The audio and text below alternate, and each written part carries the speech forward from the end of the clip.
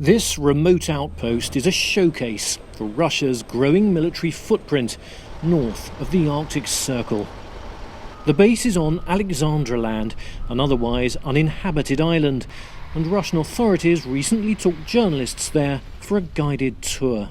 Этот комплекс можно сравнить с космической станцией, с той лишь разницей, что находится не на околоземной орбите, а в арктической пустыне.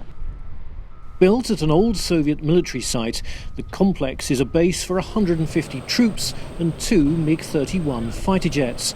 There's also this, the Bastion coastal defence missile system, with a range of 360 kilometres. Russian officials have accused the United States of staging military provocations in the Arctic and say their presence here is purely defensive.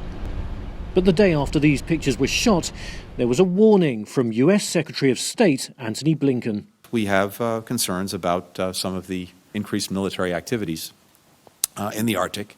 That increases the dangers or prospects of accidents, miscalculations, and undermines the shared goal of a peaceful and sustainable future.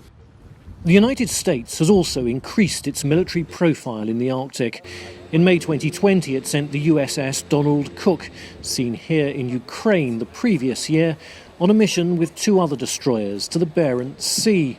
This was the first time US surface ships had operated in the area since the 1980s. One of the things that Russia really wants to see in that part of the Arctic is for NATO forces to stay out, essentially. But by going there, by demonstrating that NATO can operate there, it is sending a tough signal back to Russia saying, no, we have a legitimate right to be in these essentially uncontested waters, and that's important in terms of setting a precedent. As climate change melts sea ice and opens up the Arctic, Russia has identified it as a key region for a number of reasons. One of them is the ambition to develop the Northern Sea Route, a shipping lane that offers a shorter voyage between Europe and Asia than sailing through the Suez Canal.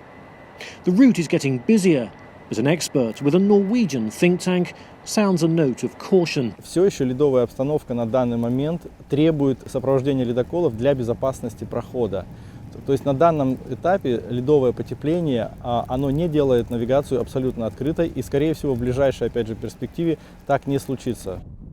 A second ambition for Russia is to access the vast oil and gas deposits located on its territories in the region, although there are serious technical difficulties in doing so.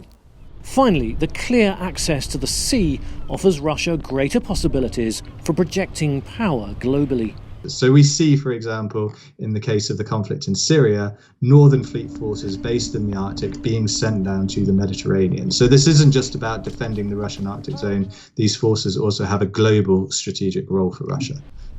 Back on Alexandra Land, the Russian base is equipped with an electric power station, a clinic, a movie theatre, and even a church. The troops move around in heated tunnels, sheltering them from temperatures outside that can fall as low as minus 42 degrees Celsius. Уникальность комплекса заключается в том, что он не наносит никакого ущерба окружающей среде. Максимально экологичен и работает по замкнутому циклу.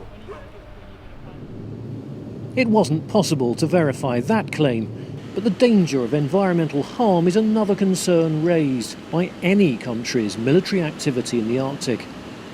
The region once stood far removed from diplomatic tensions. Now, as the ice melts, it's another potential flashpoint between Russia and the West.